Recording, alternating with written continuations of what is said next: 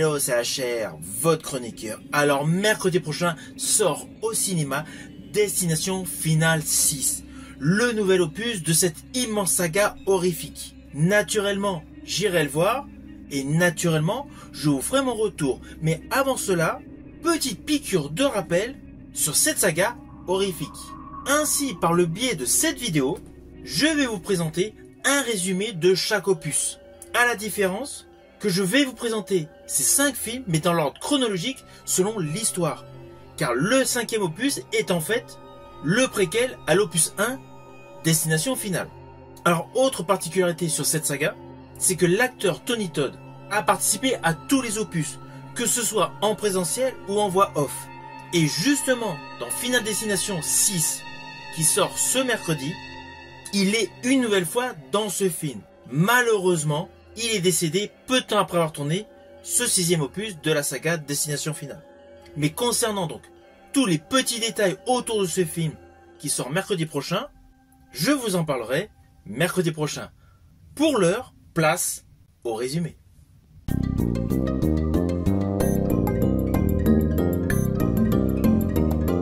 Alors, le premier véritable opus de cette saga a pour titre Destination Finale 5. Il est sorti en 2011 et fut réalisé par Stephen Quayle. Alors, pour la petite histoire, Stephen Quayle a co-réalisé avec James Cameron un documentaire Alien of the Deep en 2005. Et par ailleurs, il fut également assistant réalisateur de James Cameron sur 2 monumentaux succès, c'est-à-dire Titanic de 1997 et Avatar de 2009. De ce fait, Stephen Quayle a largement l'habitude des effets spéciaux, qui ont totalement servi l'histoire suivante, où nous suivons Sam Lawton, qui a une vision de l'effondrement d'un pont suspendu. Il sauve plusieurs collègues, mais la mort naturellement revient. Alors comme à l'accoutumée, nous retrouvons les différents survivants dans des situations où la mort sera une fatalité, et où peu à peu, nous recherchons celui qui va pouvoir s'en sortir. Et justement, c'est là où ce film est totalement innovateur au cœur de cette saga, c'est qu'il révèle une connexion surprenante avec le premier film. Car justement, à la fin de Destination Finale 5, nous nous retrouvons dans l'aéroport pour monter à bord tout simplement de l'avion de Destination Finale 1. Destination Finale 1, qui est donc sorti en 2000, réalisé par James Wong, un scénariste habituel de la série X-Files. Dans ce film, nous suivons Alex Browning, qui a une vision de l'explosion de son avion peu avant le décollage pour un voyage scolaire à Paris. Il panique et est expulsé de l'avion avec quelques camarades et un professeur. Peu après, l'avion explose réellement et les survivants commencent alors à mourir dans des circonstances mystérieuses, suivant l'ordre initial de leur décès prévu. De ce fait, le personnage Alex Browning essaye de comprendre et surtout d'arrêter le schéma mortel orchestré par la mort elle-même. Alors ce film fut totalement innovateur, mélangeant de nombreux styles, avec de surcroît un côté enquête, tant pour contrer le processus souhaité par la mort, que l'enquête également d'agents de police pensant que Alex Browning est derrière tout cela.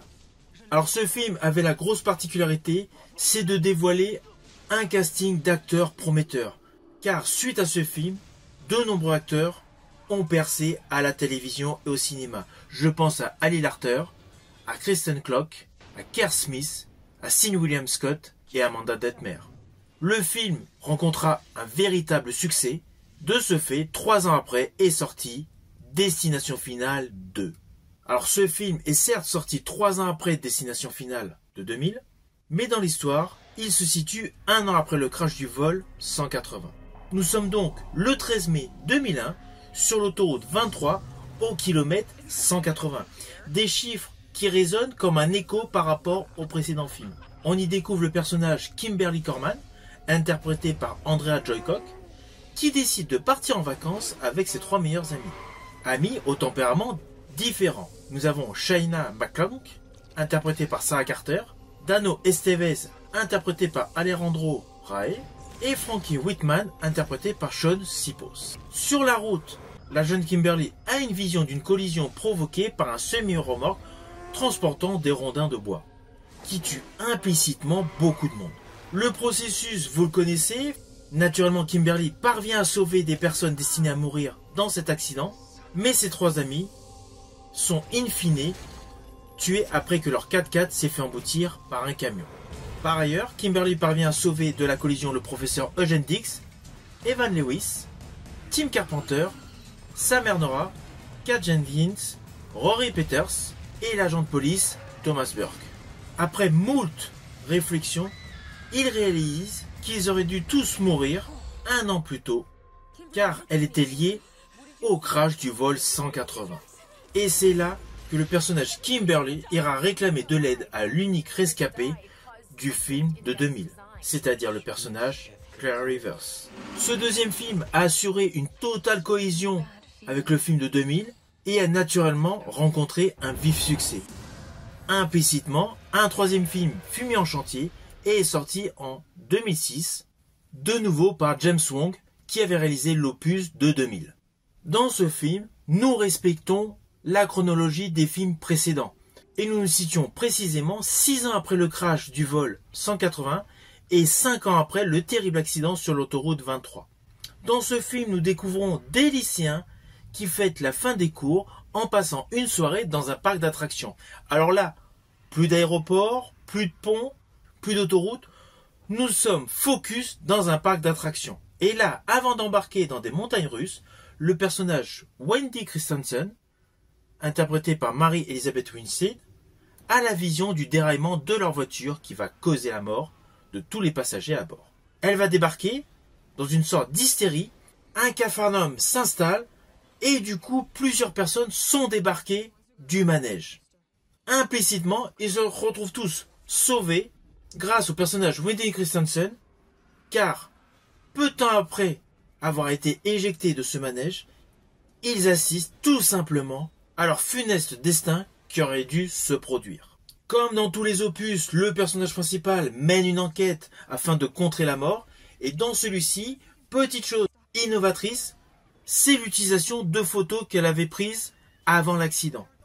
De ce fait, il y a un véritable jeu du chat et de la souris entre les survivants et la mort, jusqu'à un final où la mort a principalement repris ses droits. Le film a également rencontré un vif succès. 3 ans après est sorti Destination Finale 4, réalisé de nouveau par David Richard Ellis, qui avait réalisé Destination Finale 2.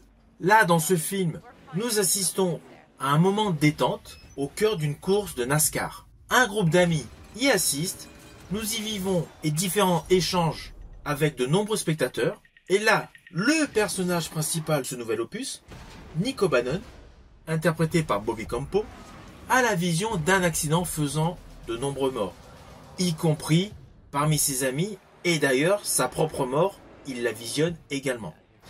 Il est convaincu de sortir, suivi par un petit groupe de spectateurs, et pareil, des personnes sont embarquées suite à des altercations avec des agents de sécurité.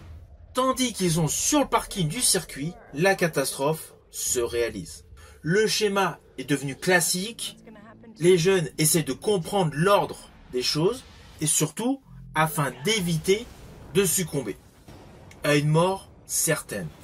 Ils réalisent, enfin, plus précisément, ils pensent que si une personne meurt à leur place, ils s'en retrouvent survivants. Mais naturellement, comme dans tous les opus, on ne peut pas jouer avec la mort et celle-ci assure sa dose d'hémoglobine et de mort violente. Cet opus rencontre un vif succès. À l'international, il avoisine les 120 millions de dollars, dépassant les scores de Destination Finale 1, 2 et 3. Implicitement, une suite fut mise en chantier. La suite que je vous ai racontée en préambule, qui est en réalité Destination Finale 5, mais un préquel, réalisé donc par Stephen Quayle. Alors ce 5e opus, qui fut un véritable préquel, est l'opus de la saga qui a le mieux marché. On avoisine les 190 millions de dollars de recettes. Et c'est là, grosse chose étonnante, comme la boucle était bouclée, avec un Tony Todd apparaissant dans tous les opus, soit en présentiel, soit par le biais d'une voix off.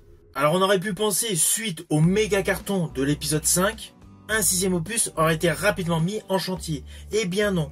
Le 6e opus sera en 2025, soit 14 ans après l'opus 5.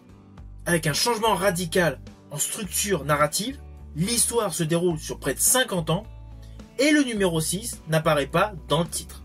Pour l'instant, je n'en sais pas plus, mais les premières images présentent déjà assez d'hémoglobine. Personnellement, je pense qu'on est réellement dans l'esprit de cette saga horrifique qui a bercé la première dizaine d'années du 21e siècle. J'espère donc que mon mini résumé vous a permis de vous remettre à la page concernant cette saga, car au vu de toutes les connexions entre tous les opus, implicitement je pense que dans ce 6e opus, il y aura des références. C'est ce qui serait extrêmement logique. Alors je ne sais pas du tout si le film sera bon, mais ces derniers temps, les suites de films horrifiques à succès sont plutôt bons. Je pense naturellement à Scream. Et les premières images de Souviens-toi l'été dernier, nouvelle génération, me hype totalement. C'est pour cela que je suis totalement hypé par ce film Destination Finale 6, Bloodlines. Si vous avez aimé ma vidéo, n'oubliez pas, petit pouce vers le haut, pensez au partage. Quant à moi, je vous dis à bientôt pour une prochaine vidéo.